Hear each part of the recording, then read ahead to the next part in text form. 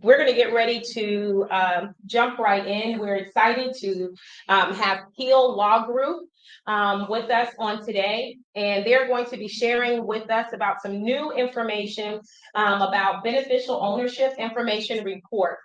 And so we are excited to have her here today. One of the owners of that company is Amy F.U.E.L, and she's been amazing with NAWBO. Many of you probably remember her throughout the years and all the work that she has done to help elevate NAWBO as well. And so with no further ado, I will turn it over to you.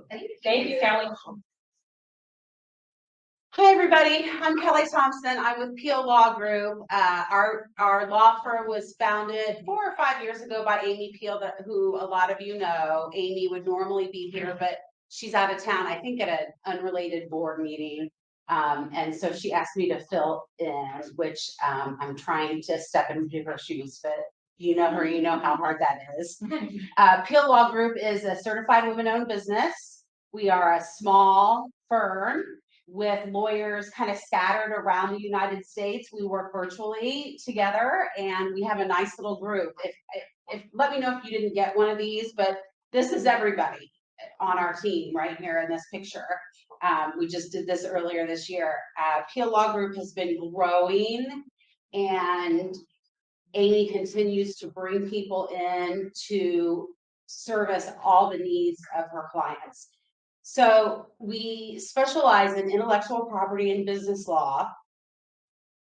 So we can do anything from helping somebody who has an idea for a startup business or an idea for some kind of creative or anything like that, all the way up to, we have much bigger clients as well. And all the intellectual property needs and business needs and kind of wrapping around those clients and helping them with whatever it is. So if you look on the back of your little card, what I want to talk to you about today is this beneficial ownership information report. And I've talked to some of you today who've said, yes, I've heard of it, or why have I not heard about it? It's part of the Corporate Transparency Act, which was passed. It's a federal act that was passed by the federal government in 2021. And effective January 1 of 2024, most businesses with 25 or fewer employees have to file this BOI report with the U.S. Treasury by the end of this year. For businesses who just started in 2024, they only had 90 days. Like, I formed my own LLC back in April. I had 90 days to get my BOI report filed. But for businesses that were already in existence earlier than January, you do have until the end of this year. Starting January 1 of 2025, new businesses will only have 30 days to get this report filed. It's really, and so one of the biggest questions I get is, why, as a business owner, why have I not heard about this? How are people supposed to know?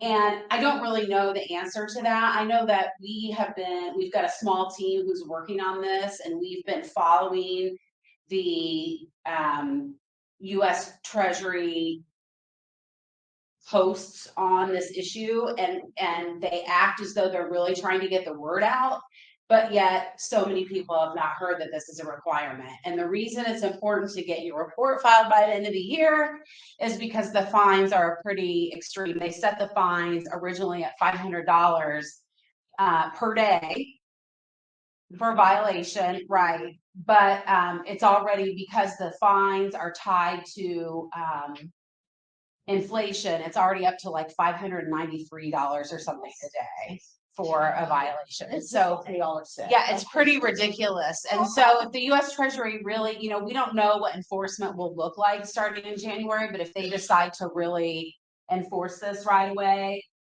it's pretty steep fines that you don't want to deal with. So what the BOI report requires is a beneficial owner. The definition of a beneficial owner is anybody that owns 25% or more of the entity. And it's businesses who operate or were formed in the United States. So it could even be a foreign business who operates in the United States. who, and any businesses, so mostly a lot of LLCs, businesses who have filed articles with their state Secretary of State's office. So if you've done that with your business, this applies to you. There are some exemptions. Most nonprofits, or all nonprofits or something like that, are exempted. Financial institutions like big banks don't have to comply. Insurance agencies, there are a few things that are exempt, and we've got that whole list.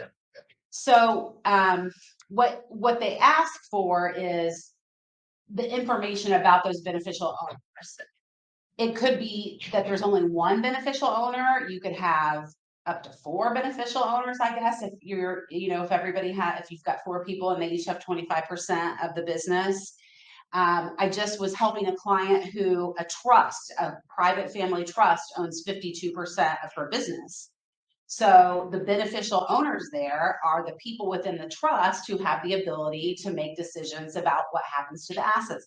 So the trustee, we had to really look at the trust to sort of figure out, do the beneficiaries have the ability to make any decisions? Does the trustee have the ability to defer assets or to exchange one asset for another, all that kind of stuff? And also the grantor of the trust. So in that case, there could be, 3 different sets of people who could be beneficial owners because the trust owns more than 25% of that. So they're really trying to get down to who owns the business, and or who's who's really running the business here. And they are requiring, the report requires address, personal address, and we have to upload a copy of either your driver's license or your passport or some sort of state ID to verify the personal information that they give. So it's like, your EIN for your entity, and then the personal information of the beneficial owner. This information is not made public on any sort of site or place where I can't just go and look up and see who all the beneficial owners are of your company and where they live. It goes directly to the Treasury. It's all confidential to them and to certain law enforcement agencies who may need the information. The whole idea of this being part of the Corporate Transparency Act is to cut down on, crack down on, I should say, financial crimes. So they're looking for money launderers and that kind of thing. And that typically happens through small businesses. And so that's why. So if you're laundering money through your small business, this is your warning. To necessarily, we don't. You just do it anyway. Well, if you don't need to, you shouldn't. Yeah. I wouldn't.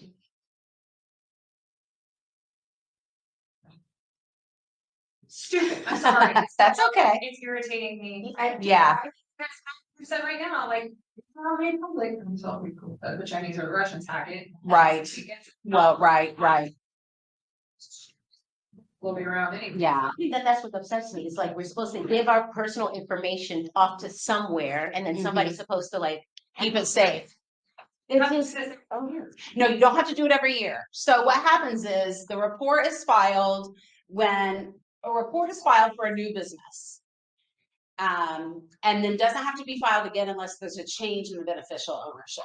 So let's say you used to only have 10% of the company and now you have 40%. So you're a new beneficial owner. The entity would need to file a new DOI report at that time. Yeah. So I work in real estate where folks set up LLCs every time they buy a Yep. house or a building. Yep. So for every LLC, Yes, we have clients who have multiple companies that we're helping file a report for each one of their companies. Yeah. is there a cost? I know you're offering services where Yeah. P.L. Law Group can assist, but it's like for someone like me who's just a solopreneur, what is the cost for me as a small business owner? Okay, so that's the part that I was gonna get to next. okay, So you okay. can go on the Treasury website and do all this yourself. P.L. Law Group has like I said, we have a small team who have become experts on this law.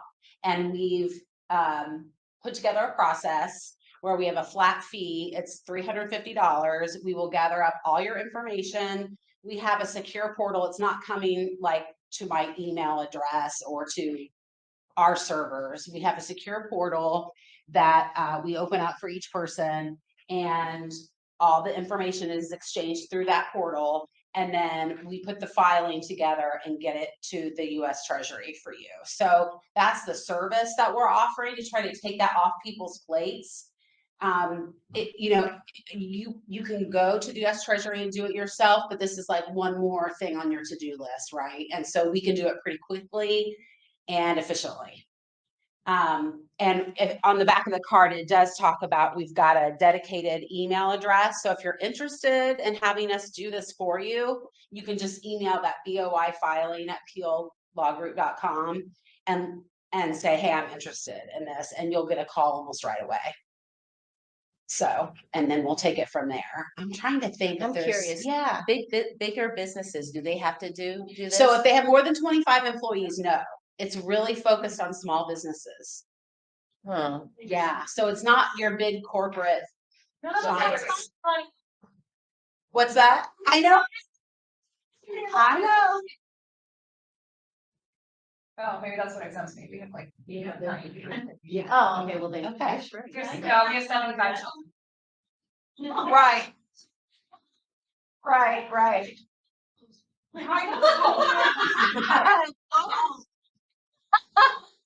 That's something I would say. So most of, that your lawyers should know about this, your tax accountants should know about this, but now you know. And if there's anything that we can do to help with that, let us know. Okay, well. What's that? We'll do this morning. Yeah, gotta get it done. There's like cyber people. Mm-hmm. Yeah. I don't. A, enough time, or B, even have the forethought to like. Let's money launder this. But I think that people, okay, so the small business owners don't have the time or the wherewithal to be money launderers, but the money launderers have the time and wherewithal to be small And business they're usually owners. not- That's the difference. Or the money launderers might not even be the ones that own 25%. Possibly, yeah, But they'll dig in. yeah, they'll dig in, Sorry, it irritates me. yeah.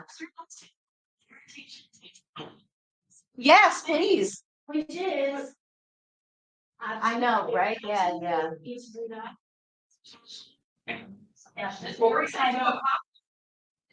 Yeah, so what it Yeah, was. Okay, doing a good, podcast, so good. she'll answer other questions. Frustration, absolutely. She's launder money, not really very independent. I will tell you, NAWBO National did have this on their radar, and it was one of those pieces of regulation that we did comment on and express our dismay. And in fact, at one point, this is when I lost track of it, from a tax perspective, I was following it. I lost track of it because I was under the impression we were gonna win some carve out. Oh, To a certain level. right. Would not have to file. And then in talking with you, Kelly, is when I learned that did not happen. Right. But NAWBO, back to NAWBO didn't follow. NAWBO expressed their dismay with it and wanting to get a carve out. Obviously successful, and they were building a coalition with other organizations to advocate. So I just want to connect the dots on when regs like this come out. That's, going back on NAWBO, talk to NAWBO, get involved and find out. I know NAWBO National, not everybody looks at the email, but they have been talking a little bit about this report as well. But let's focus locally, let's get the information out to our members, and then let's do something moving forward on the advocacy side about the burden that we're bearing. on Yeah. this. Yeah, Because it absolutely. seems like small businesses are always getting attacked. I just like, Yeah. just like, Yeah. Another question?